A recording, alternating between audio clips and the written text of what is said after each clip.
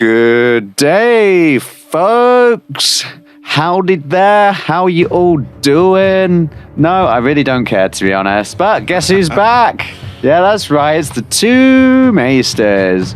And we are going to talk about Star Wars. That is the biggest possible topic we could ever speak about, Josh. I mean, how are you today? What do you think?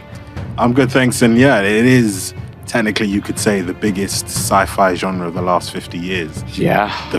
You've got the games, which people like. You've got the films, the comics. You've got the TV shows now, which are really amazing. The animated shows. And I think you've got three different generations of people who've grown up with Star Wars. Yeah. So you could have grandparents, kids, and then also grandkids that have all watched a form of trilogy of Star Wars. And I think, to your point, it is a big topic, and it's also a controversial topic in some parts of Star Wars. I have the high ground. Oh no, I saved it on the wrong button. Oh my god. Oh, that was supposed to say ironic. The Palpatine memes are all coming out. Don't you worry, listeners. Don't you worry. But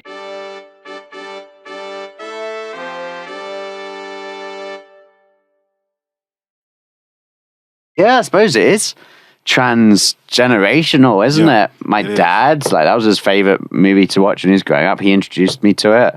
I remember as a kid watching it on literally VHS, really scratched up the original three, A New Hope, Empire Strikes Back, and Return of the Jedi. And wow, how did they go so wrong with episode 7, 8, and 9? Honestly, is it 7, 8, and 9?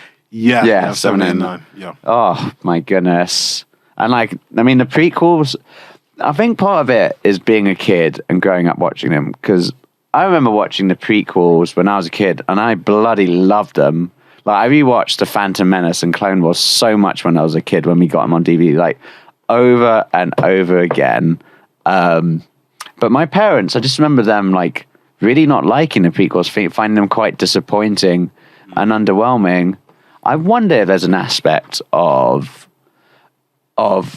just being a kid and watching them, that's where you enjoy it the most. Because when you're an adult and you think of the nostalgia, it just doesn't quite add up, Yeah, and I think I kind of agree, because for me, watching The Phantom Menace again, I think I like it because I remember that was my first introduction to Star Wars, because I remember going to the cinema to watch The Phantom Menace. I assume you'd seen 4, 5, and 6 before. No. That was Really? So the Phantom Menace was my first Star Wars film. Oh my! It came out. Oh my god! So it came out in 1999. Yeah. When I was 7, and I went to the cinema to watch it, and then I watched, because they used to show on ITV3 or on ITV1. Yeah. They used to show A New Hope, Return of the Jedi. Yeah. And also The Empire Strikes Back, and I think because of that, I really loved it. But then after watching the original 3 episodes, 4, 5, and 6, and then watching The Phantom Menace, I kind of see where people are coming from. You can kind of see that George what do you mean? is kind of pandering to children in the Phantom Menace, and it seems like they completely cut out from that in Attack of the Clones and go way beyond that in Revenge of the Sith, especially in the... What do you mean, that they're not pandering to the kids anymore? Because even if you could argue that some aspects of Revenge of the Sith should not be shown to children. Especially literally when you've got Anakin literally burning in lava, having his legs just cut off in front of everybody. I hate you. I loved you, Anakin. And even reading and watching videos online that, when Anakin goes with the clones, when he turns into Lord Vader and then goes to the Jedi Temple, that it was supposed to be worse than that. It was actually supposed to be more graphic than him just walking in. Padme, he slaughtered younglings. Do you think that's why they called them younglings? Because of the graphic nature of literally... Because, it's a 12A Revenge of the Sith, and, there is a family movie as such, so I guess if they were he slaughtered kids, and if they showed footage of that, as you say, if it's supposed to be more graphic, I think that's why they called them younglings, just to, take the edge off, but it just turned out to be meme-worthy. God, where do we start with the memes? Like, let's not even talk about memes. Let's just quote memes the whole time. Like, Palpatine memes, especially from Revenge of the Sith, are just amazing, endless, ironic. Yeah, and the fact that you kind of see with one of the things I did like about the prequels is that you see the continuity of the plan that Sidious has. Like, you kind of see that from the Phantom Menace, where he has Darth Maul. You see how he transitions after Darth Maul gets his legs cut off and supposedly dies, but then we see him back in the Clone Wars animated show. And these aren't spoilers. These aren't spoilers, people, because this has been around for almost 15 years. And that he then pivots, then is like, you know what, we're going to bring in Darth Tyrannus with Count Dooku. And then you can also see throughout how much he's manipulating. Like, even at the scene when Qui-Gon Jinn dies, he's right next to Anakin and talking to him, and you're like, damn. So since the beginning of him seeing Anakin, grooming him, he's been manipulating him to turn him into Darth Vader. Yeah, I do like that, because there is that continuity from episode 1 to 3. Whilst when you got to episode 7, 8, 9, it's like, let's make something new. Let's kill off all the old characters. Let's change the directors for each movie. And then, that's what you get when you do that. And my biggest pet peeve is I didn't see it at first until Mark Hamill raised it. Luke wouldn't try and kill Ben Solo, Kylo Ren. If he wouldn't have killed Vader and Sidious, Vader, the person who killed his adopted parents, killed his mentor, ordered the planet, the destruction of a whole planet that Alderaan, where his sister grew up, literally had been chasing and hounded them for years, was given the opportunity by Sidious to kill Vader, and he said no. So why would he then be so fearful and then try and kill Ben because he thought that he'd turn to the dark side? He had justification to kill Darth Vader and to kill Sidious, and was like, no, that is not the Jedi way. I'm not going to do it. But you know what? My nephew, though. but the secret Jedi texts. Yeah, I know. It is very out of character. That's a good point.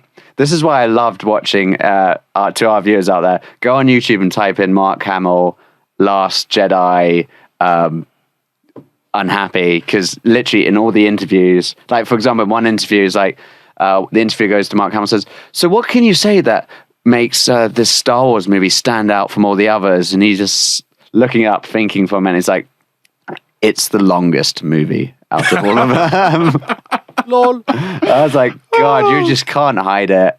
You can't hide it. And I guess because he's, when you're an actor, you're contracted to advertise these movies. He was, he was just doing what he's getting paid to do. Yeah. And which is what I find even funnier, because I just watched, let's pretend we didn't just talk about this before we started filming, but I just watched the Rise of Skywalker this week for the first time ever, because out of principle I just chose not to watch it until we suggested doing this on the podcast.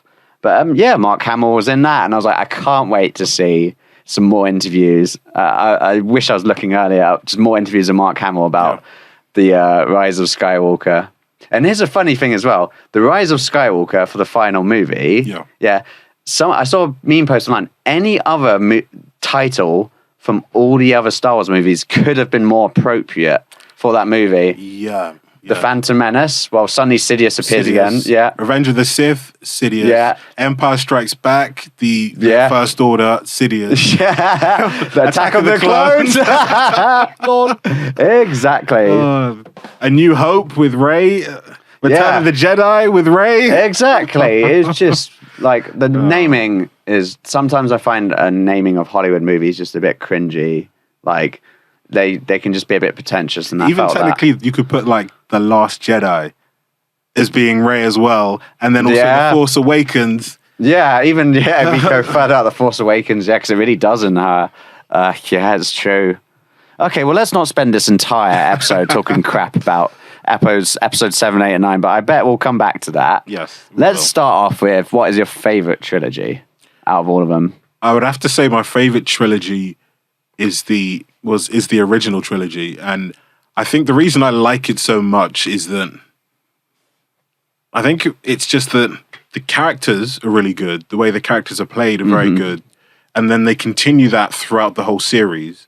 You then got the amazing soundtrack, which they have throughout the whole series. Binary Sunset, for example. And I think also you've got like the huge plot twist that no one saw coming. That Darth Vader being Luke Skywalker's father. And I think the way that I loved it so much because I did watch it in order after watching The Phantom Menace. That Empire Strikes Back was such a really good film because it's like every like series has it. Every like whether it's a sci-fi or whether it's like a historical film or non-fiction where the bad guys come back after being defeated and they kick ass. And I think that they did it the best. Yeah. I think, and the way that they did it was awesome as well. It left it on such a big cliffhanger. Like Han Solo had been taken away by Boba Fett, and then been taken to Jabba the Hutt, which we find out in the third film of that trilogy. Luke Skywalker's had his hand chopped off, and the fact that they were betrayed by Lando Calrissian, which people didn't see. I didn't see. Wait, they were betrayed by Lando Calrissian? Yeah. If you remember, I forgot they that. go to Cloud City to. Oh yeah, you're and right. Then he betrays them when they find Darth Vader at the dinner table. Yeah. Oh yeah, I forgot about that actually. That's a good one. But then Calrissian's like, "Oh please, they're going to blow up the city or something." Okay, fair enough. Yeah, I forgot about that. Yeah, and I think people would, and I think myself included, and probably when people watched it the first time, was so surprised that it's like one of a kind. Maybe the first time like the bad guys win in a film, and literally throughout the film they kick and constantly knock out, providing KOs to the good guys. Like on Hoth, they give them a KO when they go to Cloud City, a KO, and they're like the last battle between like Luke and also Darth Vader.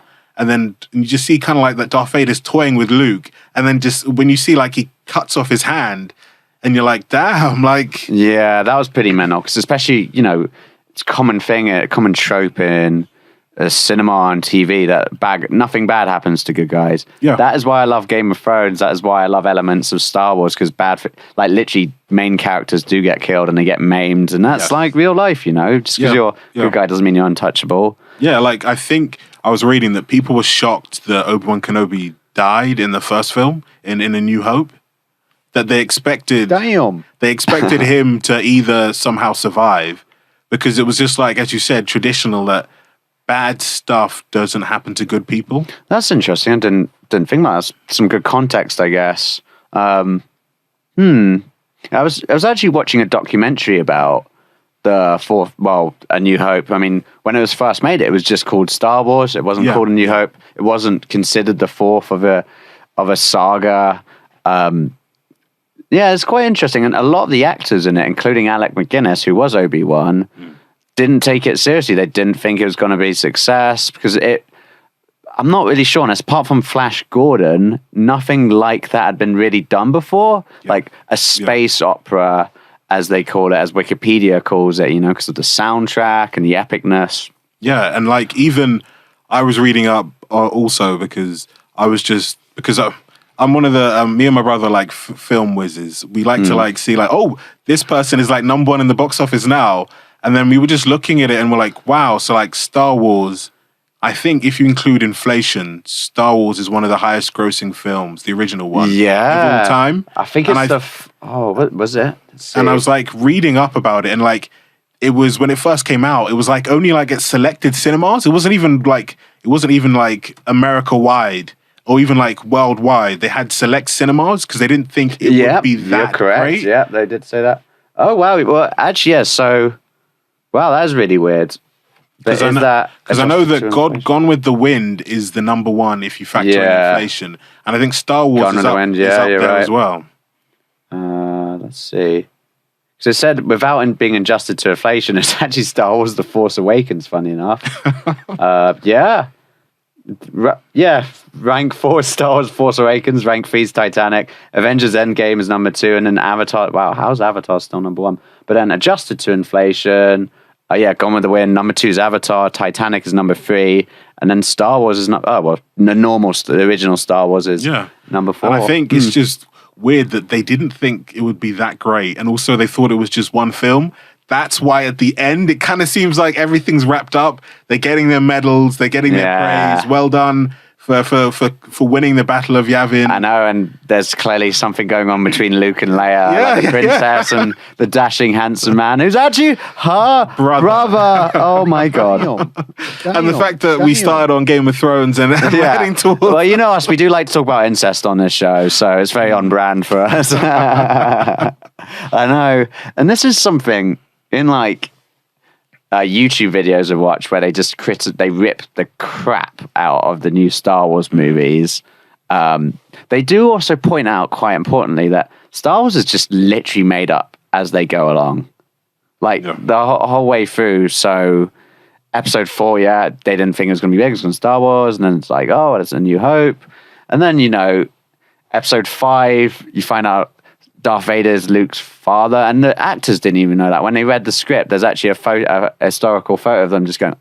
And then, is it hinted that Leia does Luke find out Leia is his sister in episode 5? I think they found out it's 6. Oh yeah, actually, it's 6. Because I think Han Solo were flirting in episode 5, and I think they were both like. And I think people thought it was like a love triangle between the 3 of them. Oh God, that's even weirder. How would Han Solo feel? And then I think I was reading somewhere that both of them, like Carrie Fisher and also Mark Hamill, were shocked when they found out no. When George Lucas turned around and said no, both your characters are brother and sister. Like what?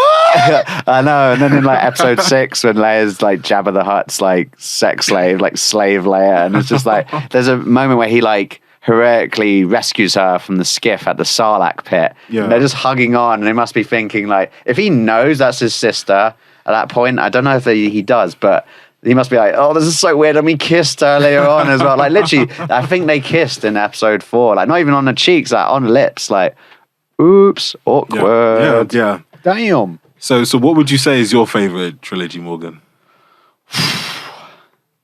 I mean, I feel like it has to be the original trilogy just because of nostalgia and growing up watching that. The amount of times I've rewatched it as well, and would happily like rewatch it with friends just to be hungover and want to binge watch a series of movies. But I think, just for interest's sake, the prequel trilogy is still pretty tasty. I think the lowest point is Attack of the Clones, because for some reason I just didn't really rewatch it that much. I found the Clone Troopers really cool, but they all CGI'd. There wasn't any practical effects there, which was a bit disappointing. I don't know, it just didn't really stick with me. Whilst Phantom Menace, they had a really great soundtrack. It was the start of the new saga. Yeah. But again, my parents hated that. I mean, I thought it was good. I kept rewatching it, but I guess parents know best. And come on, Revenge of the Sith. I think actually out of all the Star Wars movies, I like Revenge of the Sith the most, because the circle is fully complete with that one. Yeah. And it's just epic. Like the soundtrack in it, like Obi-Wan versus Anakin. Yeah. As well as Duel of the Fates, but I think that's from Phantom Menace. But just the soundtrack for that, like what happens in it, the tragedy of it. And although the dialogue's a bit hit and miss, I still think it's pretty good. Like, I think in episode 2, like, I hate sand. It's coarse and it gets everywhere. Well, I mean, is that good or bad dialogue? Because I'm sure the audience will let some. I have friends who really don't like sand. Like, maybe it is relatable to them. And like, even with Revenge of the Sith, I think they said, that it holds the record for the longest sword fight in cinema history. The fact that continuous sword fight in cinema history. Oh, yeah, I suppose. It's a pretty long one. And I think if you ask people, many Star Wars fans, what is your favorite lightsaber duel? It has to be that one. That is my favorite. That one is epic. Go on. And like, even from the prequels, to your point, like, I think what people have said is that even if people don't like the films, they like the characters that came out of it. Like, people love Mace Windu, people love Darth Maul, people love Vader, They love Count Dooku as well. They loved they could learn twice the pride, double the fall, and that they loved the fact that they could see more of like Darth Sidious and his manipulations. But then I think the issue with like the prequel, the sequels, the 3 that's recently come out, is like, is there a standout character apart from like Kylo Ren and like his redemption story? Yeah, I thought Kylo Ren was kind of apart from him. which of the characters stands out and can hold a candle to like Mace Windu or Darth Maul or Darth Vader. Yeah, well, definitely not Snoke, because quite frankly, I don't know who the hell he is. Actually, I did read recently. Apparently, Snoke was like a messed up clone of Sidious. But again, that's just making up as they go along. Let's just drop Sidious back in. Yeah. I think Sidious was the best one just because it's Sidious. But there was no quote-worthy things from Sidious in it. Like, where was the ironic? Yeah, and to your point, like, if you'd seen Sidious in episode 8, it would have then put on some, like... Yeah. Like, after Snoke dies and Kylo Ren kills him, if there was Sidious in the 8th film, then we'd be like, okay, there's a continuation there. But then it's like everything's like separate from each other, especially because the 8th film is by a different director who wanted to take it to a different direction. Exactly, that it shows. And we did that final, was it the 8th movie? Yeah, Rian Johnson. And then with the 9th movie, it was actually going to be a different director, but then they had creative differences with the Kathleen Kennedy of LucasArts. So then they just brought J.J. Abrams back in, and like, I don't know how far through, but that was already like a sandwich to begin with, and then it just got worse and worse. And like, the thing that my brother was telling me was that they had like a different script that would have been, I think the fans would have loved a lot more, but for some reason maybe Kathleen Kennedy or maybe someone higher up in Disney kind of like said no to it. And excuse me, it did kind of feel like that they were trying to like say, okay, then this is like the cutoff point. We're going to wrap up everything to do with like the Skywalkers. This is the goodbye. And it kind of felt like it was kind of rushed at the end as well. Yeah, it did. It felt like the final... Let's talk about the final trilogy. Let's get it out of us. Yeah, it did feel like it was quite rushed. Yep. Like, it felt like J.J. Abrams, like, okay, I've been given such a difficult task here. I'm just going to go ahead and do it because, quite frankly, this is a sinking ship already, this final trilogy. I thought, to be honest, I thought The Force Awakens was actually decent, you know, if not original. Like, oh no, let's go to destroy the Starkiller base. I mean, the Death Star. I mean, Starkiller base. Or the fact that Rey's from a place where there's sand. Yeah. And like her mentor ends up being, and her mentor ends up being killed as well. Yeah. Just honestly, it was literally just a rehashing of A New Hope. But you know what? That kind of worked for me because I really got the nostalgia aspect there. And I kind of liked it that they killed off Han Solo. I thought that was cool. I actually liked The Force Awakens if it wasn't, original. But then The Last Jedi, it just was so dire. It was a lot of things in it that didn't feel like Star Wars. Like, for example, that casino scene. Yeah. That didn't feel like Star Wars. And like, if the casino scene wasn't in the film at all, you would think to yourself, okay, then it's fine. I don't even have to remember it because it's not that big. And it's like, you had like Phasma's character. Yeah, who the hell? What was the point of Captain Phasma? And the way that they brought her in the 7th film, you could think that, okay, then this could be like a good way to build up this character, and then they just kill her again. Yeah. And like the same way with Snoke, it's like, you know what, we'll kill both of them off in the 8th movie. And not really explain them properly, Leave it, like, basically, this is the thing I don't really like about Star Wars is leaving everyone to fill in the holes. They don't really explain it. Like, even with, say, Boba Fett, for example, I don't understand everyone's fascination with Boba Fett. I mean, he does look really cool, but he has no personality. No offense, Boba. I'm sorry. I'm sure you've got a great sense of humor. But yeah, episode 5, 6, there's just nothing about him. He just looks cool. And I guess they were trying to do that with Captain Phasma, but it just didn't come across the same way. Yeah. I mean, I've got to give it to them. It's kind of hard to, because they're appealing to like all the audiences out there, the old parents who want a bit of nostalgia, the new kids and stuff. And you're not going to please everyone. Yeah. But at the same time, I think there's a formula that you need to follow. But then how do they do that without copying episode 4, for example? Because I felt like The Last Jedi was like them trying to rehash The Empire Strikes Back because Luke dies in it. The rebellion looks like it's, was it the Resistance? Yeah, the Resistance. Sorry. Yeah, exactly. Just call it the rebellion. It's just the same thing. again, it looks like they're in dire trouble. Very much that scene as well is reminiscent of Hoth. It felt so much like they were just rehashing it. And then again with like the rise of Skywalker, they destroy all the ships and stuff in the end, and then they go and have a big party at the end, just like at the end of the last Return of the Jedi. You know, like they come back and was like, "Way!" Like they all come off their ships and like, "Yeah, man, good work." And it just felt like full of cliches. Yeah, and even if you think about it, two people go in, one bad, one good, to fight Sidious. Yeah, he comes out with his Sith lightning. They both battle to defeat him. One of them helps to defeat him. Yeah. The other one gets injured, gets redeemed, and then dies. Yeah. And the other one then goes back to Tatooine. Yeah, exactly. Oh, sorry, Jakku.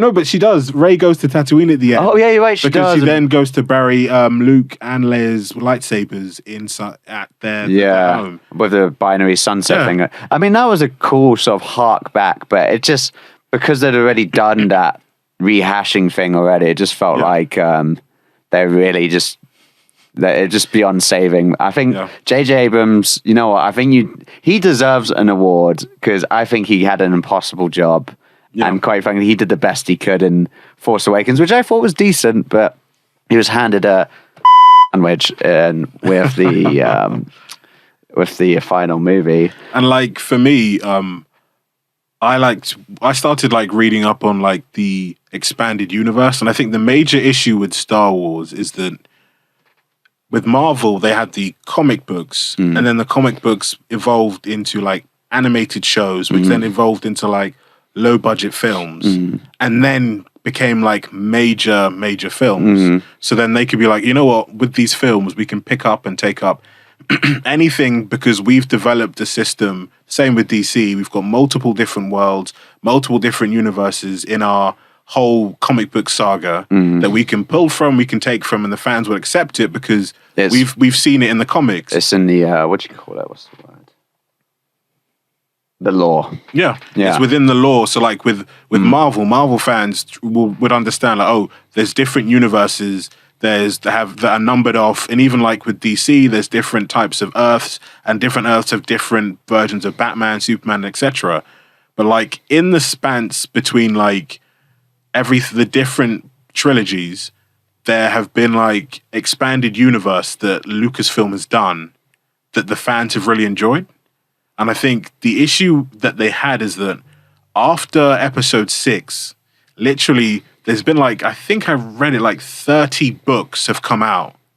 Really? Released by like, and there's also comic books as well. I think there's also video games that have come out based on the Star Wars universe after Episode 6 that fans enjoyed. So then when Disney took over, they're like, you know what? None of that matters. I know. Here's it here. So now all the fans like who originally watched the first 3 films, who have been in like they've read the comics, like within some of the comics, the cool things is like that Sidious, his actual clone, convinces Luke to come to the dark side because he's afraid and in his really fearful. That was actually that was in one of the comics, and fans really loved it because it was parallel. It was the way that they actually turned him to the dark side. The fact that Leia and Han Solo have 3 kids, one called Jada, Jason Solo, and I think one called Anakin's.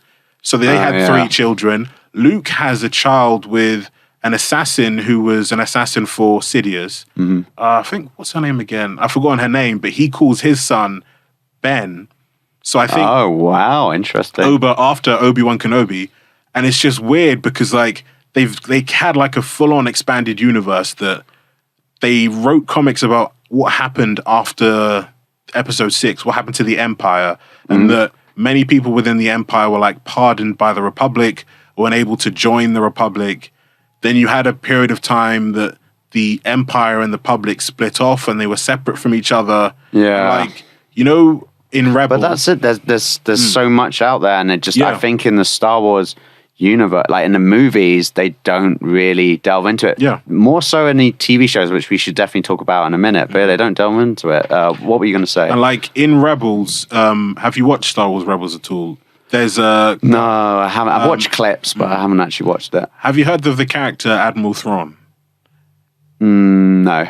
So he was in like an expanded universe, like a major player who takes up and takes control of like the Empire after like Sidious dies, and it's like the main reason that they're held together. And like fans really loved the character, especially the fans who grew up watching like the first original 3.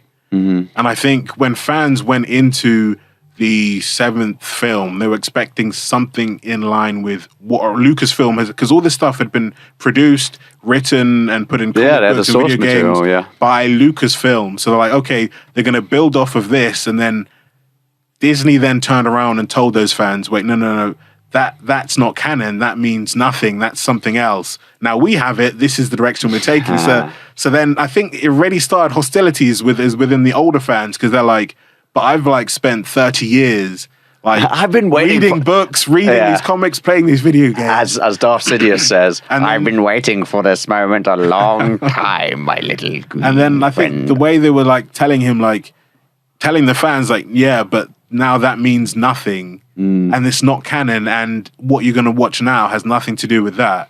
I think it was kind of like a slap in the face of some of the fans. So then it did bring the negativity into the present day trilogy. Exactly. I mean, I was kind of being an apologist for them earlier. I was like, to be fair, they had a hard job to do to try and please everyone, but at the same time, they did slap all the fans in the face. Yeah. With that, just throwing away all that source material. And like, there's one thing Star Wars people love. Like, if you like Star Wars, you're a nerd, and you just love like the lore and stuff, like, and so much about them. When you just throw that all in the trash, it's just like, you've destroyed my world, which doesn't actually exist. But yeah, and I think it's kind of like, we're going to have to just quickly spin off here.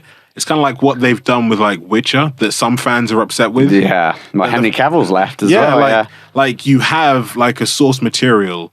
And the weird thing I think for like Star Wars fans was like, it's not like somebody else made it. These stuff were made by like Lucasfilm.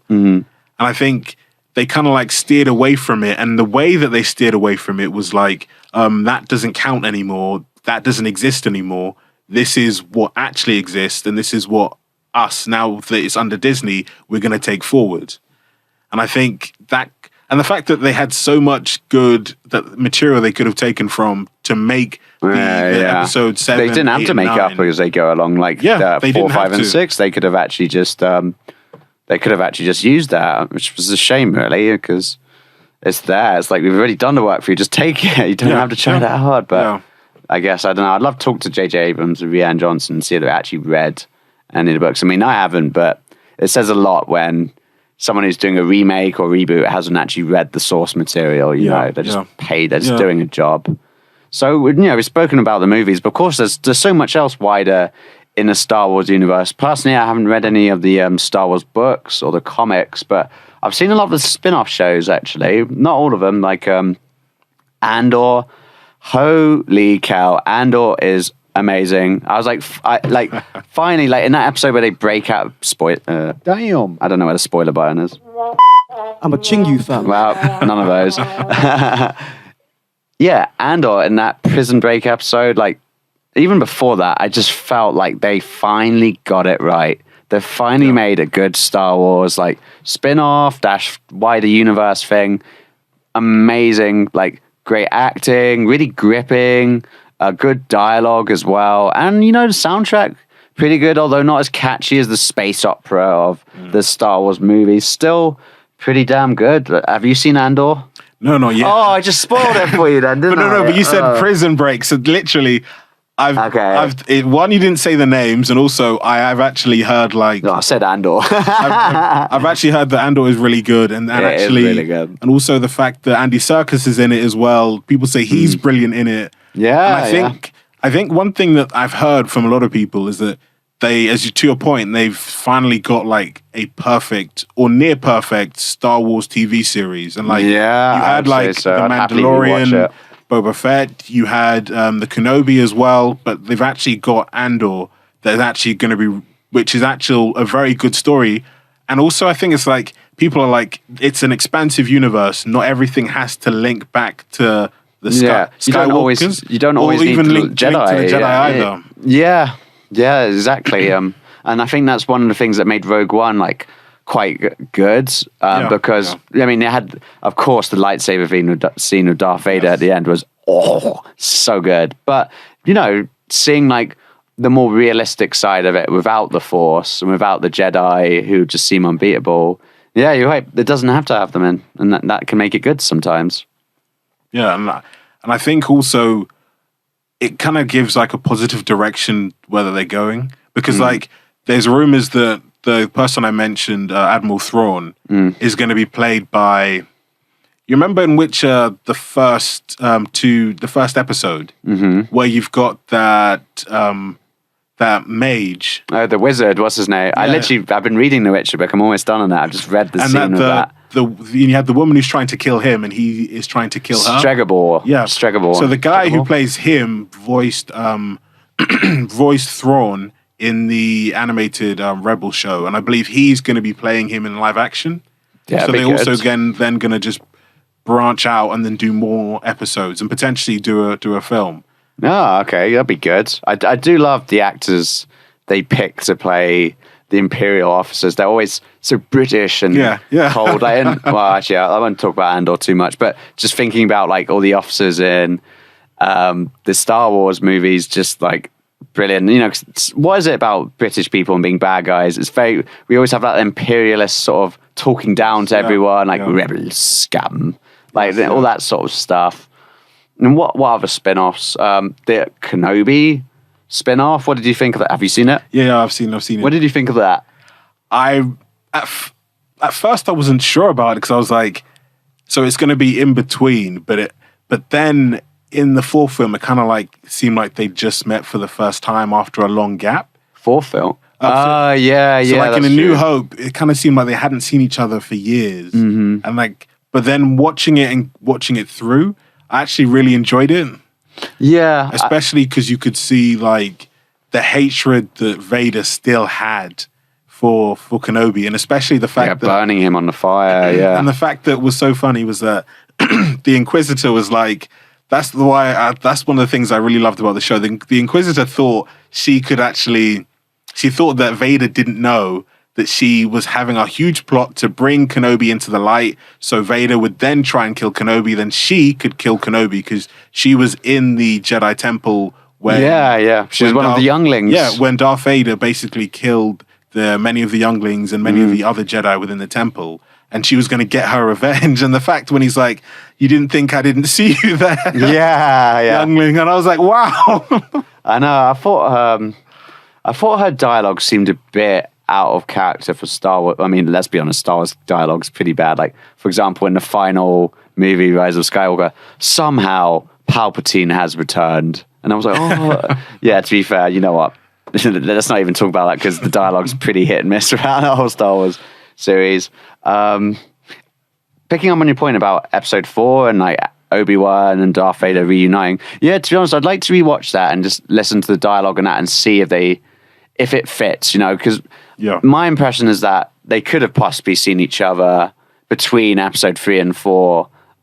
Just maybe the last time they see each other is that final fight they have in Kenobi, the TV series.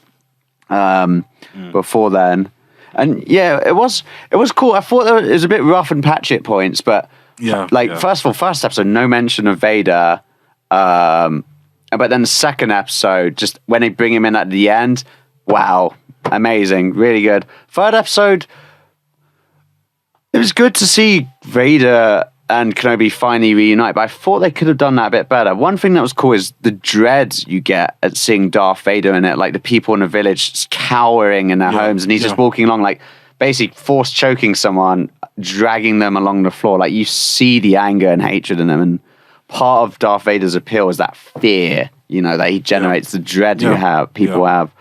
But that whole reunion when they're basically in like, I don't know, some hilly, dusty area, and Vader just appears out of nowhere with a bright lightsaber in his hand, and Obi-Wan's like, somehow surprised they didn't see that massive glowing LED light. But the dialogue was good there. Like, for example, Like Obi-Wan says something and Vader says, "I am what you made me." And I thought that was cool. But again, I just thought that reunion just seemed like, don't know, it just didn't seem that good. But then episode 4 and 5, wow. Amazing. Like especially episode 5, the fight and the final talk between Obi-Wan and Vader, that was good. And the soundtrack was appropriately epic for it. They were doing something new rather than reusing the Star Wars one. So yeah, that was good. I think a character me and my friends loved was just the Grand Inquisitor. Just the way he spoke, like when he's talking to Eva, like, "You came to us from the gutter." Something about him. And then when she like stabs him, like, by the way, lightsabers don't really kill people, do they?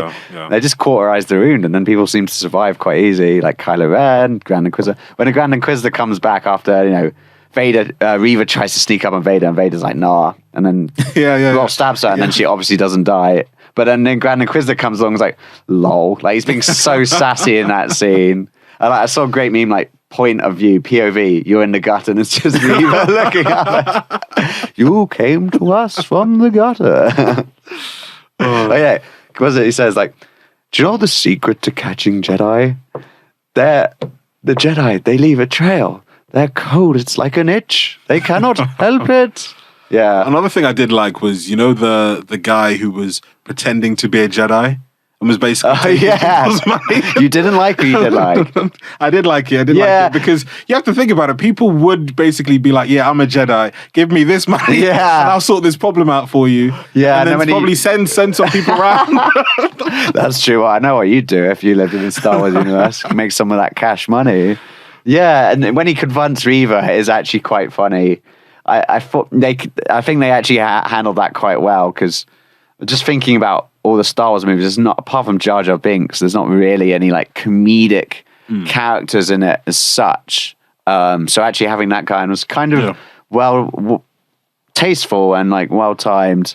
And one thing, I think I've spoken to you about this before, but is it episode 4 where they rescue Princess Leia from the Fortress Inquisitorius? I think it is episode 4, yeah. Yeah. So when they're in the hangar, first of all, they get Leia. Obi-Wan wears a trench coat and just tries to smuggle Leia out that way, which is just ridiculous. That's one busy hangar. Like, first of all, like, Imperial officer who's got like some scruffy beard. It's unlikely. Yeah, with an awkwardly long trench coat, with like 2 sets of legs just going. I mean, there are aliens in the Star Wars universe, but there's none in the Empire. And then when they get discovered, Reva shows up, all the stormtroopers shooting, but then the 2 rebel, or whatever you call them, P-resistance fighters show up and start shooting at them out of the blue. And they get away, and then there's a scene of Reva like blocking the shots from it, but it's just a terrible camera angle of just the speeder in one corner and her like that. It looks like a scene from Mortal Kombat or Street Fighter. And then one of them tries to fly off, and Reva uses her force powers to bring it down. And you just see it. There's a scene of just the other pilot like flying away, like, "No, wait, no!" And it's just like, who the hell is Wade? Yeah, that's what my friend said. My friend Charlie was like, "Who is Wade?" Like you didn't unless you're gonna build up the character and give us some emotion to feel why the person upset the way he's dead. No, is he like the Jedi? Like some hidden Jedi? Is there going to be a spin-off? They should do a spin-off about Wade. A prequel about Wade. An entire saga about Wade. Just the most normal, average dude. Like, yeah, I've got to admit, that was not a good part of Kenobi. I feel like maybe they put that in as a troll, because I think they picked up on some meme-worthy things in it. Like, for example, when Obi-Wan finally meets Luke at the end, and what does he say? "Hello there." Like, that was quite well timed. That was good. They picked up on some of the Star Wars community things, which is good because they're actually appealing to the fans, which the final movies didn't do. I haven't seen Bad Batch. Have you seen that? No. And I think there's Bad Batch. They also did the rehashing of the Clone Wars as well. They did, I think, because the Clone Wars stopped. The cartoon? Yeah, because the Clone Wars stopped, I believe, because Disney were planning to buy Lucasfilm. So the people who were making the Clone Wars at the time, I think it was like Warner Brothers under Cartoon Network were making the Clone Wars. Yeah, I remember when it first came out on Yeah. Cartoon Network. Actually. So then I think they then had to start stop production. So they stopped, I think, like midway season 6, if I'm correct. They then brought it back, finished season 6, and then gave one last season, like season 7, to like finish and finalize everything with the Clone Wars. Ah, right, okay. I've got to say, I really didn't like the animation in Clone Wars and Rebels. It just looked weird. Like the way they do people's, like Obi-Wan's beard, it just looks like that's actually a solid thing, not actually hair, you know? Yeah, it wasn't my cup of tea. Now the video games, where do we start with that? What Star Wars video games did you play? So for me, I think the first one I played was on my friend's PlayStation 2, which was like a bounty hunter. I think it was Jango Fett game that they released like just around the time where the first, like the Phantom Menace, the Clone Wars came out. And like it was a pretty good game. And I was thinking that's a really cool concept. Like imagine like if they made like a modern day PC or PlayStation, Xbox game where you can play as a bounty hunter going from like planet to planet, chasing people down. And then I think the next game I did play was like the one with Starkiller. I forgot what Force Unleashed. Force yeah, Unleashed. that was I played that. That was really good. That was really cool. I wish I played the second one, but the first one I played all the way through. The second one wasn't as good, and like the storyline was like a bit messed up. But yeah, the first one was really good. Yeah. And then I did play, like I was telling on the gaming podcast, that I did play the Star Wars Knights of the Old Republic, the first and second game. And then they recently showed off, my brother really likes this, the Jedi Fallen Order, and now they've got Jedi Survivor. They're going to be out, follow up. Yeah. I really do. I do want to play Fallen Order, actually, because I've just seen a lot of clips online. There's really cool Darth Vader shows up at the end and stuff. Yeah. And I wouldn't mind playing it. I've kind of fallen out of playing just any games that are made of a universe. I feel like can be very hit and miss if it's a movie already and they make a game out of it. But yeah, I mean, I played Force Unleashed. I played the Knights of the Old Republic as well. Amazing. That is a game that dominated my childhood. And they are making a remake. Like Sony are making a remake. It's been like postponed because I think the studio that was supposed to make it closed down, but they are planning to make a remake. And I think fans were just like, is it going to be like a retcon remake? Like, it's not going to be an RPG. It's going to be an action adventure similar to like God of War, where the storyline is fully linear, and that's going to be the canon story for the character Revan going forward. Oh, right, Darth Revan. And then, or is it going to be like a complete remake where you still get to play it as an RPG? You can choose to be dark or light side. You can choose if you want to join the Sith Order, and once you kill Malak at the end, become the new Sith Emperor or the new Darth, or team up with the Republic. And I'm hoping it's more of like the latter, that it goes back to the RPG roots, than for it to be like a whole retcon game. Yeah, I think so. Then it's not really like Knights of the Old Republic. It's like they should have just called it something else. Yeah. If it's just going to give you like a storyline which is going to be straight linear, and then it's just going to be the canon storyline, they should just call it something else. I think so, yeah, because it's just unfair to like say it's a remake when it's not. I know. I mean, it's like they should have just called Force Awakens A New Hope. Yeah. That was quite cool. I like that whole story of like the Old Republic and stuff, like when there's tons of Sith as opposed to the rule of two, which you have now. Yeah. I think one thing we could touch on is, what is the appeal of Star Wars people? Why does it have such a mass movement of followers? Why are there more, according to the census in the UK, one of the census, there are more people who certify their religion as being Jedi compared to Jewish people? Why is Star Wars such a big cult following? What do you think? I think part of it is, escapism. Like, the way that George Lucas has done it is that it's completely separate from our reality. Like, I think people forget that at the beginning it says a long time ago. Everyone remembers a galaxy far, far away, but it was also set like thousands and thousands of years in the past. And I think what differentiates it from Star Trek is that you have the Force, and I think everybody likes a form of magic. Hence why you can see like all powers in general. The Witcher, for example, you see a bit of it in Game of Thrones. You see it in Marvel. You see it in DC as well. And I think it's a space opera, but doesn't go too much into it's sci-fi, but doesn't go too much into the science of it, which I think Star Trek does. And the reason I do like Star Trek is that it does go into the science, but then it's still like too similar to to the things that are happening around us and too similar to the world that we're in.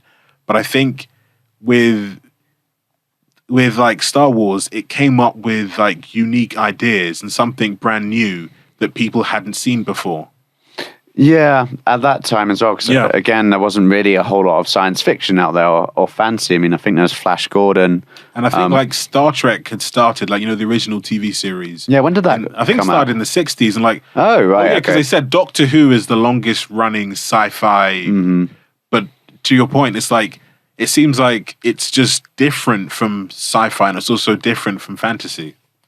Yeah, because, like things like Warhammer and Dune kind of blend a bit of maybe more Warhammer, blend a bit of the fantasy and science fiction, whilst Dune maybe blends more like religion and science fiction, which, by the way, Dune was a source of everything, of all science fiction. That's what started off. That's where Star Wars got their ideas from. That's where Warhammer got their ideas from. But I think, the whole idea of the Force and like the battle between the dark side and the light, it appeals to sort of moral sensibilities in people without being too taking us out of that escapism, Yeah.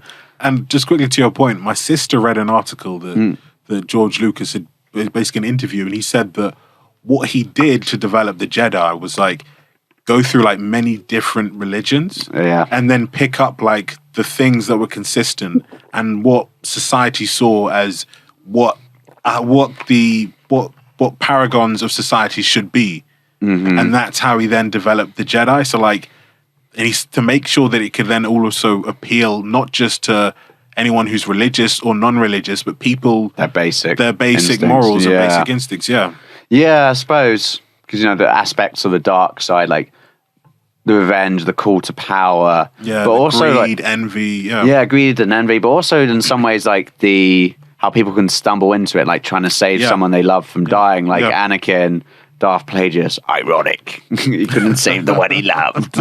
There's that appeal. It's quite relatable, and I guess the whole idea of family as well, especially if it's like a family movie as well, like he's my father, this is my sister, and then you find out everyone's all related somehow, which is just ridiculous, and then how basically the Force can be used to cover up basically lazy storytelling where they missed out stuff.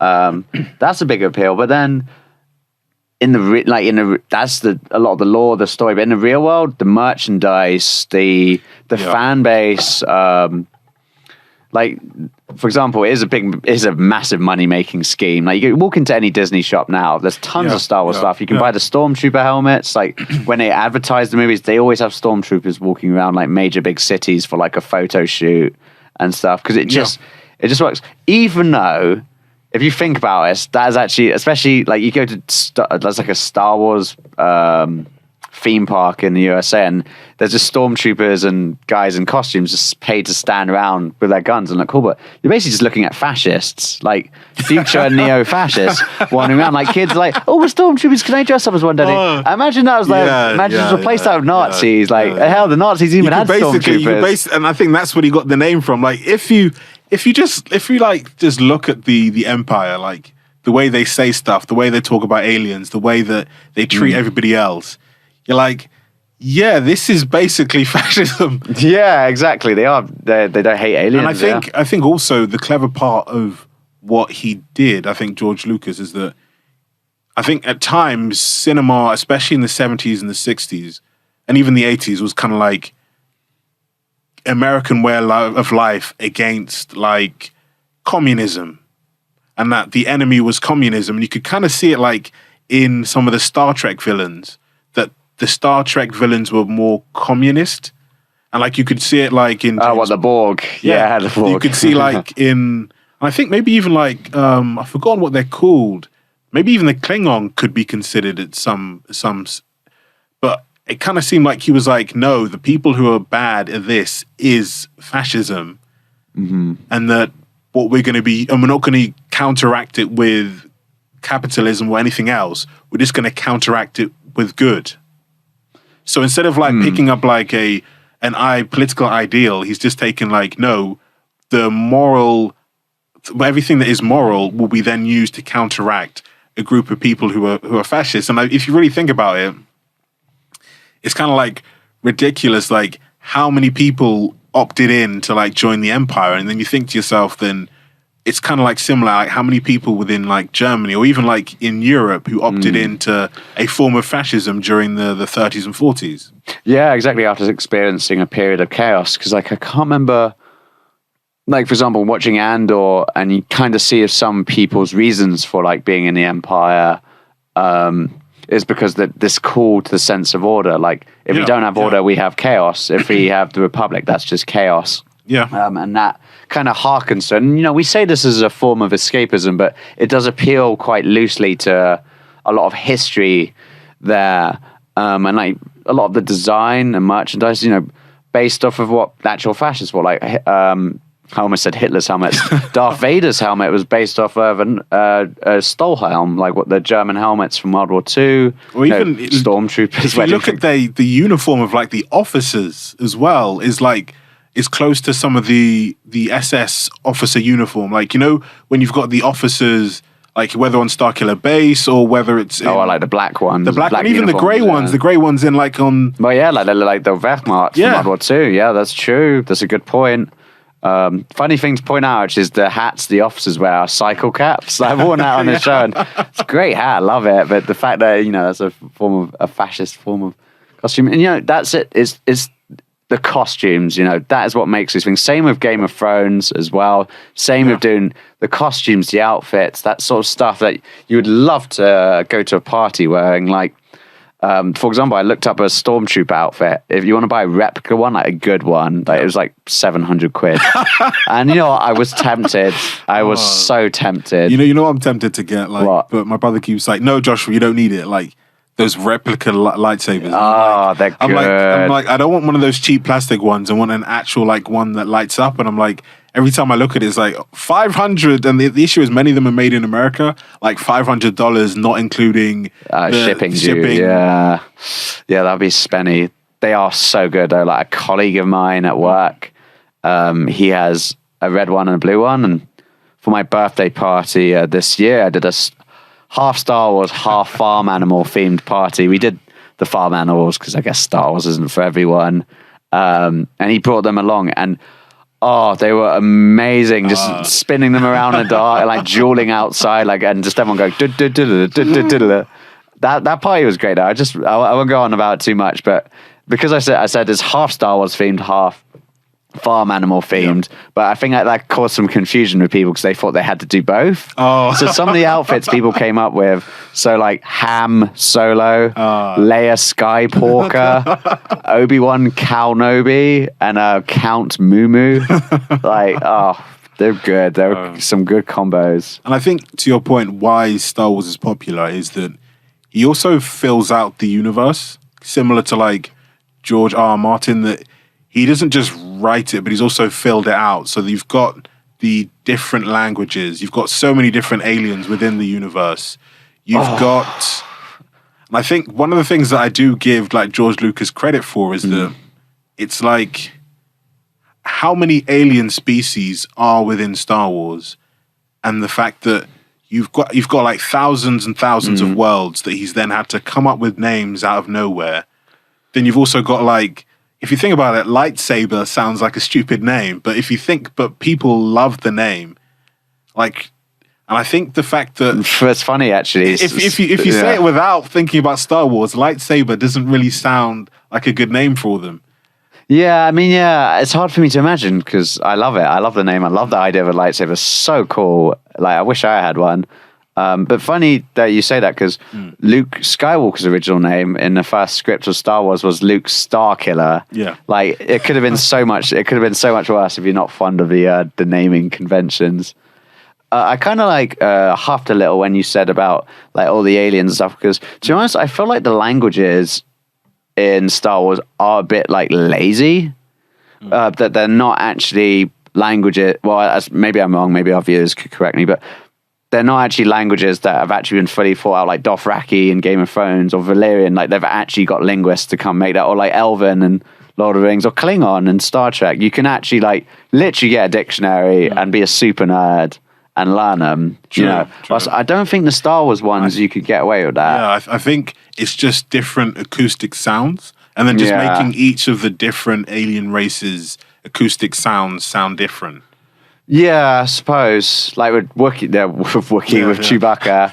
But then I guess, that's sort of a very Star Warsy charm is when a human character's talking to R2-D2 or Chewbacca, they say something back, and you don't know what they say, but then you don't need subtitles, because Han is basically like saying, "No, Chewie, we can't do that way because it'll be awful. This would happen." Yeah, exactly. Or Luke with R2, like, "R2, don't go that way. That's dangerous." Yeah, exactly. That is a very Star Wars trademark rubber stamp thing, I think, and I've got to give it to them. I think they coined it. I haven't seen that in any other show.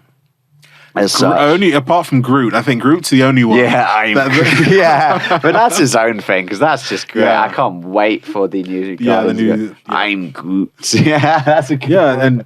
And like, even to your point, I think it's like something uniquely Star Wars that you can literally have someone, for example, as you said, talk to Chewbacca, talk to an alien, and like you're like, how on earth can he understand these beeps and bops that R2 are saying? Or how can Han Solo, is he fluent in the language? Can he speak it himself? And I think it just shows, like, to your point, like, if you really delve deep sometimes into Star Wars, you're like, that's unrealistic, but then it's also part of the charm. Like, in modern day, if someone came out with Star Wars, they would give like the aliens subtitles, instead of just allowing people to then build the scene. Because, like, for example, when you've got people talking to dogs in films and the dog's just woofing, and then the person just basically turns it and says, "Oh, do you want this?"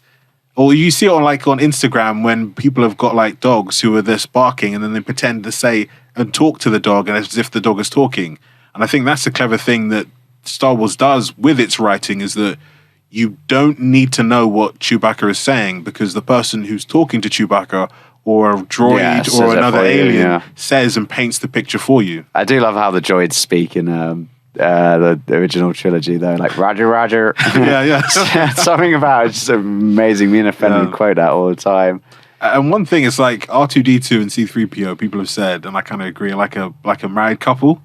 Yeah, they are. They argue so much, Yeah, C-3PO is kind of cool. Very like, oh, well, I never. I like seeing androids with that sort of personality, or with a personality, And also, did he forget, or did they program him to forget that his previous master was Darth Vader? And did he actually find out later on? That's funny. He kept that one quiet. C-3PO is actually he's the puppet master. He's the next step up after Sidious. He's the one pulling all the strings, because no one suspects it. He's just a robot, but he kept that all secret. Yeah, this is it. Star Wars is made up as it goes along. There's no law. Whilst in Marvel, at least it's like got lore material. Yeah. Okay, let's have some quick fire questions and answers. Who do you think's your favorite villain in all the Star Wars universe? In all the Star Wars universe, I would say my favorite villain would be Darth Maul. Just because, I think for me, because seeing I heard singular lightsabers, but seeing a double-bladed lightsaber, and also that was the way he was fighting was amazing. And I think because I did watch Clone Wars, and then I also did watch Rebels as well, you actually saw, and also read some of the books as well, like his character, and it was weird. Like, Count Dooku was old when he was turned to the dark side. Mm-hmm. Anakin was in his late teens, heading towards his 20s when he fully turned to the dark side. Mm-hmm. But Darth Maul was given to Sidious as a child, and he was he was the apprentice to Sidious, from his child all the way up to adulthood. And reading some of the stories, one time Darth Maul was talking to Sidious and says, why don't you, when I do things well, why don't you praise me? Why don't you say anything good? Why don't you congratulate me? Sidious force pushes him into a lake. Nice. And I think he was like maybe like 8 or 9. He almost drowns, finds a way not to drown, gets back onto land, and then Sidious says, "Let's go." And that's it. That's it. It doesn't even explain. And like the fact that you kind of see like why he's such like a tortured individual, like in Clone Wars and Rebels, because he has been tortured to become a killing machine and become a Sith. I am what you made me. Yeah. And like you kind of like, I think they really did it well in Rebels and Clone Wars, because you see the fact that he's made to be evil. And so then when he's pushed to the wall, he will always go back to what he was made to do. Mm-hmm. And just also reading up that he was supposed to be like Sidious's original apprentice. But then when he got cut in half by Obi-Wan Kenobi, he then picked up Count Dooku as like a stopgap until Anakin was ready. Really? Oh, I see. Oh, that's deep. He's side piece. And that's why he Count was side that's piece. why Sidious Palpatine was smiling when Sidious got his head chopped off. Kill him. Do it. Yeah, that's a good point actually. Yeah. Who's your favorite villain?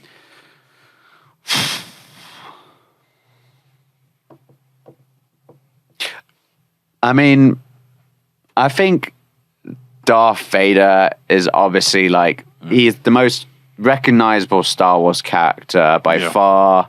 The dreads that he causes when people go past, the fact that he chokes people won't say crap to him. He says, say that again, I dare you. And the whole story, because, Darth Vader's Anakin, so basically I've said 2 characters here. The turn, the fact that, no one's born evil, I guess, I don't know, maybe Sidious, I don't know. I don't even know Sidious's backstory. But they sometimes arrive to it because of good intentions to save someone they love from dying, as Anakin did. And that turns out to be their own undoing, which I think is so relatable in real life. Sometimes people have really good intentions and just their actions, their methods lead them to becoming the evil that they were trying to stop. Like, do you die the hero? Or do you live long enough to see yourself become the villain? Quoting The Dark Knight there. I love that movie. Yeah, and I think even to your point, like, his pride is also the fact as well. One of the things that you kind of saw when he was in the first film, like when he goes off in, I'm the best pilot ever. But then you kind of then see that pride go further into the Attack of the Clones, especially when he's like, you know what, I'm going to take out Count Dooku. I'm better than Kenobi. I can take that. And then gets whooped. Like him and Kenobi get whooped by Count Dooku and have to be saved by Yoda. And I think his pride and the fact that he's trying to save Padme and also his unborn children, and also the fact that his mother had been massacred as well by the Sand Raiders. The bad dreams he has and stuff. Like, and I think the fact that he then went and then killed all of them in revenge for what happened to his mother was then his way towards the dark side. And I think his pride was also one of the main reasons that took him there as well. Like the fact that they kept on saying no to him to becoming a Jedi Master, because they were like, no, you're not ready. He's like, no, I am ready. I am. Yeah, he just doesn't take rejection well. Yeah, because of his pride. And I think Sidious really worked on his pride. Like, yes, I agree. You are the most powerful Jedi. And I think the pride brought his downfall. And you kind of, to your point, you do see that in real life. And I think the ending that they did for Darth Vader, I think, was also epic as well, because after all the things he did, it was him who saved the day. It was him. It was Anakin Skywalker who saved the galaxy. Yeah, I suppose. And the whole thing, like, there's so much attached to him about, they were thinking he was the chosen one, that he'd bring balance to the Force. Well, really, he did, actually. After, like, you were the chosen one, Anakin. You're supposed to be balanced to the Force, not leave it in darkness. Like, that's wrong.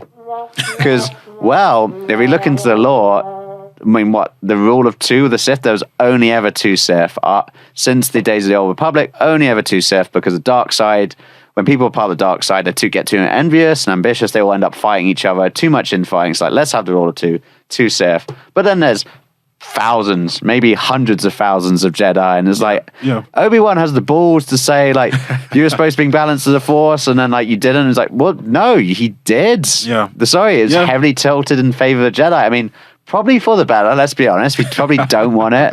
Have hundreds of thousands of Sith, in which case, I definitely agree that there needs to be balance brought there. But and then there's that sort of idea of bringing balance is very much like sort of picks up on so many philosophies like in Taoism, etc. Like there must be balance in all things. You can't have light without darkness. How can you know light without darkness? So it's very cool. I like that sort of philosophy behind it. I think in terms of like bad villains, best villains, I think an honorable mention has to be Kylo Ren. Yeah, I agree. Because I think that's one thing that was good that came out of the newest trilogy. Because Kylo Ren was a bit different. He's actually a Sith that was unsure of being a Sith, and he wasn't so much as a Sith really, because he was still looking for his master's approval, and a lot of people didn't really take him seriously as they would with Darth Vader, etc. And you see the self-doubt in him as well. Like he's basically an adolescent. He really doesn't know what he's doing. He kills his dad out of like probably a impulsive moment, and then he has that character arc as well, which I thought was one of the few good things that came out of The Rise of Skywalker. The fact that there's still good in him, which, they just stole that from Darth Vader, didn't they? Oh, well, still not original, But I have to agree with that scene with Harrison Ford there, and we're basically saying, like, you know what to do. That scene, I think, was, like, the best scene in the recent trilogy. The fact when he's talking to his father, and then basically he has that turn. And he basically says the exact same lines to him when he killed him to him again, and then he actually does the right thing. Yeah, that was cool. Because I felt like that as well, that him and Rey had this weird connection. Like, first of all, I thought they were going to hook up, which is weird also. Sorry, I'm going to digress here, but Finn had a thing for Rey, and like in the final movie, he spends the whole time like, I need to say something to you, and never ends up saying it to her. I think people have said that they believe that Finn might have the Force. Yeah, because he was like, because he told Poe that she's going through something that you don't understand. Yeah, so people believe that he might have the Force, and that's what he's been trying to tell her throughout the whole film. Well, rather than that, he likes her. It could also be that. Yeah. Well, but then he had that weird thing with Rose, though. Yeah, in the second film, which then disappeared in the third. Yeah, that disappeared out quickly. I think it was that he likes her because, in the first one, he so do you have a boyfriend? Like, and that was very un-Star Warsy, I've got to say. And then second one, he wakes up after, being in cryo state or like healing, and he's like, first thing else, where's Rey? And then the third one, he's like constantly looking for her and stuff. Like, I felt like they just ran out of time. They rushed it. That was bad. I kind of wanted to see Finn, get quieted with that. And I thought he'd be the main. It was painted that he would be the main Jedi in it, especially when he fights Kylo with the lightsaber. And they really don't. If he is Force sensitive, they just didn't have the time to put it in, which is lazy. Like, I think the issue that people had was that the trailer from the Force Awakens gave people a depiction of the film, and I think some people were like, "Wait, but we thought that Finn would use the Force. That's why he had the lightsaber. We thought that you would have expanded more and possibly gone into like his past and his history of being like a stormtrooper." And I think my friend Charlie was saying it that all the stormtroopers. So like the original ones were clones of Jango Fett in the original films, and that then when the clones started to go bad, they started to bring like individuals in, and that's why their aim was so poor, and that's why they got killed so easily. I mean, it seemed like they were still pretty bad. In the final movie, they basically massacre every single stormtrooper on that ship. Yeah. And then, like in the modern 3 films, is like no, they're brainwashed now. They're indoctrinated as children, brainwashed to believe this, and you're like, okay, then. Yeah, I thought that was cool. Yeah, but he was saying that okay, then so like Finn is been brainwashed, but now you're easily just killing people that are brainwashed, and you're like, that's true. Are you going to try and help them So you're openly just going to kill and wipe them out like they're choosing to do it, but they're also brainwashed. Yeah, that's true. He doesn't feel anything for them, apart from he meets that other former stormtrooper. But then he just which I think is a storyline that's wasted. Like, he could have spent all the time at the casino trying to find a way to de-brainwash some of the troopers. That would have been a more intriguing storyline than going to the casino to, what are they trying to do? Like, buy a device from that guy who then ended up betraying them. Like, I know, and that was such a pointless character, and that whole thing was pointless. Like, it didn't added nothing to the main story. And then you had the boy with the broomstick, and what was that about?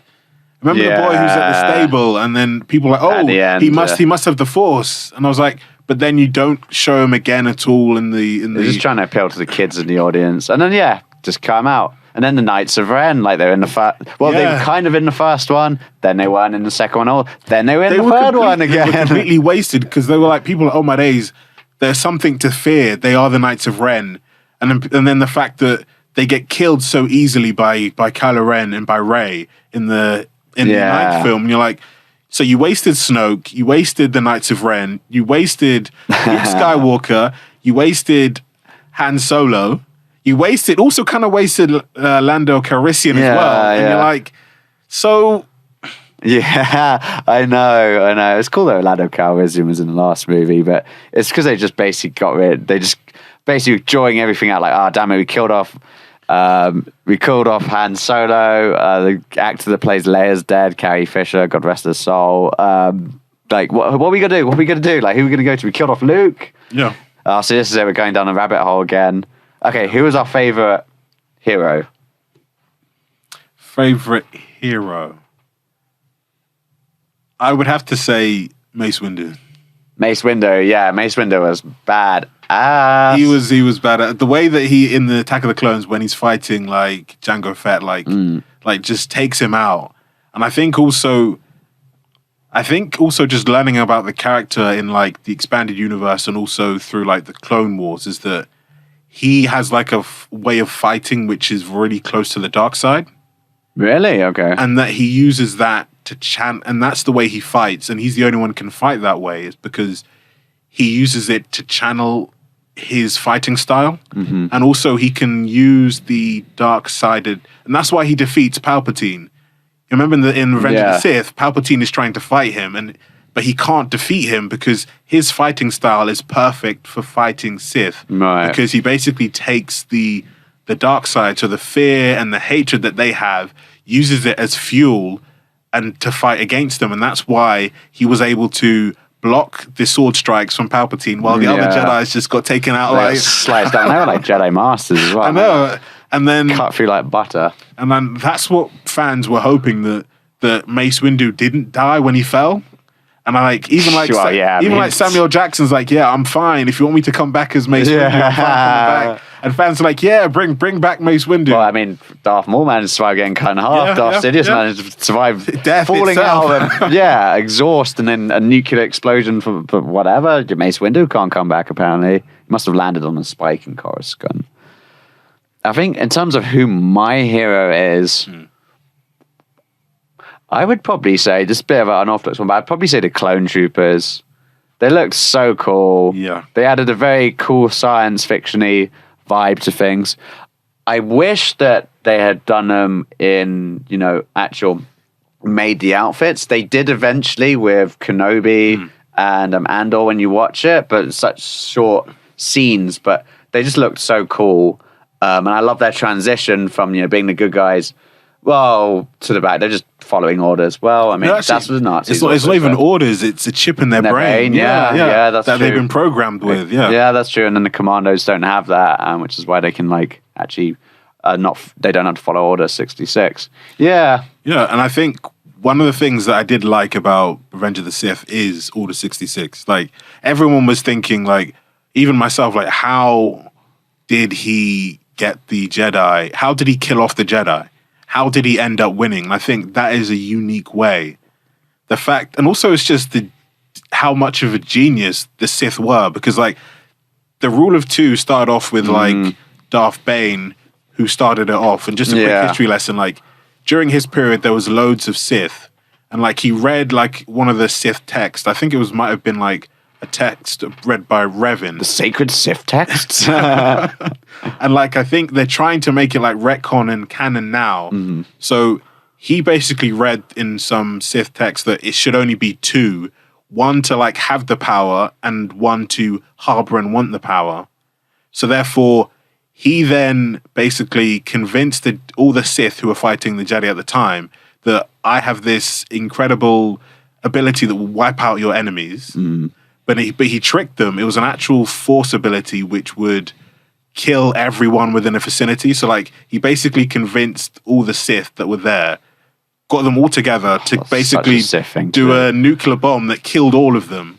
And then from himself all the way down to like Sidious, they've been planning in the shadows to take down the Republic. So like using the rule of two, like only two for 1,000 years, yeah. And his apprentice. Yeah. And like the fact that the culmination of all their planning was we're going to get the Republic to split. We're going to be supporting the Separatists for years, for people to separate and split from the Republic. And we're also going to be in leadership and support the Republic. So you've got working on both sides, Sith working on both sides, causing a fracture between the different sides, the Trade Federation and the Republic, with the systems who felt the Republic had too much power and the core worlds that supported the Republic. And then being able to then lead and be in control of both sides and basically say that we'll develop droids and in response, they're going to have an army. And that's the issue with the Republic, because you also see it like at the end of episode 7, that the Republic end of episode 6, the Republic always demilitarizes itself. Like after every crisis, they're like, you know what? We don't want to seem like an empire. We'll get rid of all of our troops and all of our soldiers. And I think they used the fact that they didn't have an army and needed one desperately. Palpatine then used that clones, to get the clones in and also increase his power base as well, which I think was really clever and also clever writing as well. Yeah, I suppose that's kind of cool. Definitely playing the long game. I would have liked to known what Sidious's background was, though. Like, obviously before he was Chancellor and all that stuff. They don't really explain that. Yeah, in one of the books, which is called Darth Plagueis, which is canon, I believe. Yeah. Basically, his master finds him because he's also from Naboo, which is kind of weird. Him and Padme are from the same planet. He basically is like a you know how in the comics Thanos was a bit of as a child was a bit crazy and a bit of a narcissist. And I don't know, I never read the comics, but so Palpatine. So let me just quickly. So Thanos, when he was younger, was very sadistic, and so was Palpatine. So Plagueis was talking to Palpatine. Palpatine's father, who already didn't like him because Palpatine didn't like Plagueis, and then didn't want Palpatine getting too close to him. So he was going to send Palpatine off world. Guess what Palpatine did? Killed him. Not just his father, his mother, and his siblings. That's a bit much. because Damn. Because his father was going to tell him that he can't be anywhere near Plagueis. So Plagueis basically was like, I have power and I can teach you this power. And his dad was basically saying, I don't really trust this guy being around my son. And Sidious already had the tendencies of being sadistic and narcissistic, having a huge ego. So his father was like, if he continues to hang out with this guy, it's just going to be worse. So tries to cut ties with him. And Sidious is like, no, Dad, I'm going to kill you, his mother, and all of his siblings. Holy cow, that's a bit much. Yeah. I mean, I think he sounded like he was a bit of a problem child from the start. Yeah, he was. I think it's just the fact that unlike Anakin. he has like a huge sadistic side, but was able to hide it for so long. Like he looks like some kind of like old man, an old grandpa. The old grandfather. Is this pre? No. When he becomes Sidious, so like he has like the Palpatine face, which is like the old grandpa that wants to help people, but then also has the counteract, which is Sidious, and he's able to then use both of those elements to then control both sides of the war. Yeah, that's fair. I mean, he plays that game well. Definitely, I think he should get an honorable mention as like the coolest villain, just because everything he says and how he sounds. Now you will die. Jedi, unlimited power. Yeah, it's very cool.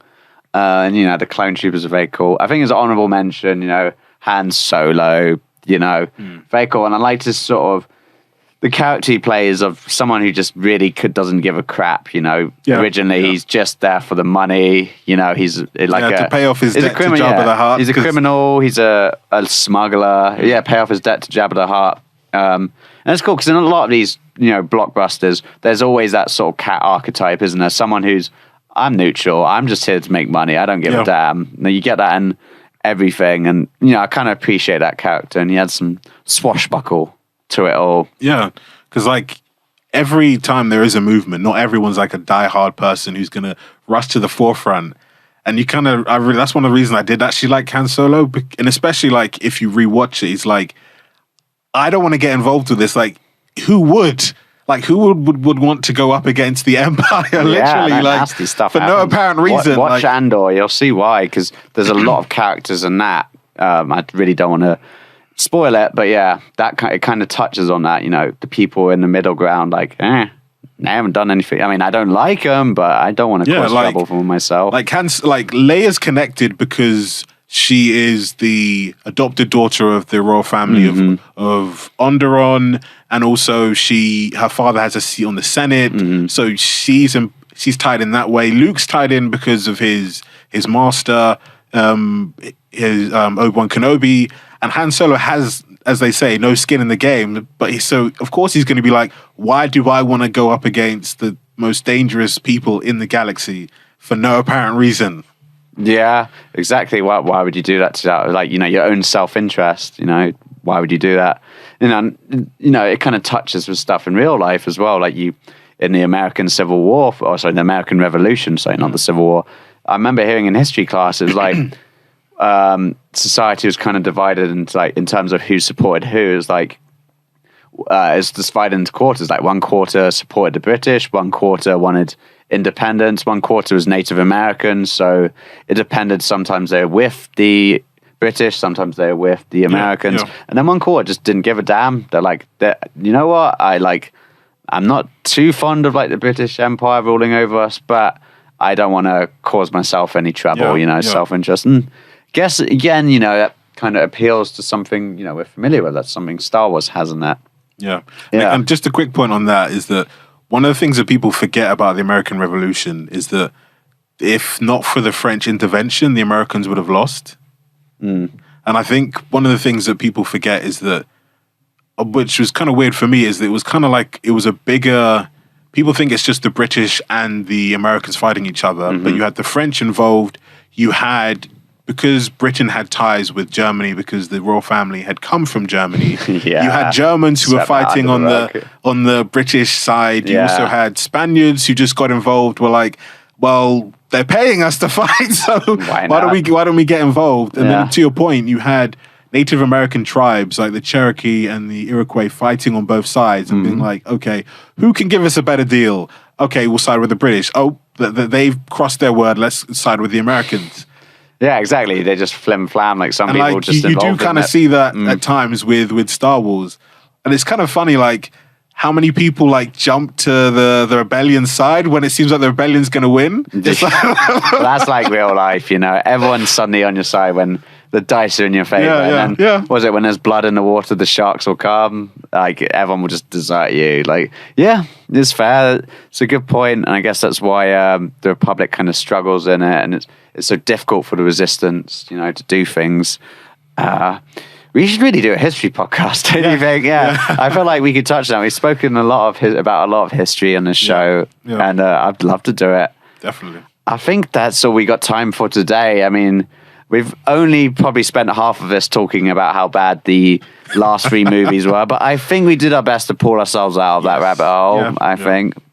And I think some of these sub areas we want to talk about next would be, not Star Wars areas, but just in general in sci-fi and fantasy. Dune, The Witcher. Maybe one of our audience members might suggest something, perhaps something we both don't know that we have to do a lot of research for. Yeah. But we're open to suggestions. We're going to delve into anything nerd-worthy, like science fiction, fantasy. Maybe a history one at some point as well. I'd love to do a history hit. That would be very interesting. But yeah, I guess that's it for this evening, folks. And you know the usual spiel. You know, if you love us, then show it. You know, words are wind, actions speak louder than words. Give us a like, follow us, click the notification symbol to find out when we've released a new episode, and keep up to date with the Pick Up the Mic network, hosted by the Sith Lord Jeffrey. And please, if you have some spare dollar hanging around, please donate to our Patreon page. All that money can go towards us booking studios, as well as paying for our online subsidies for sharing these movies. We're not doing movies, these podcasts. Please, that would be great. Any last words from you, Josh? One last word from me. It does kind of seem like with the Star Wars universe that it has a bright future. So hopefully when we do discuss this in future episodes, we can even talk about the direction as well that we potentially can see Star Wars going. Yeah, I'd like to as well. And as always, the Force is with you. That's what I so thought you were going to say that. I was like, you're going to be so cheesy. But fair enough. Goodbye, folks. Keep warm.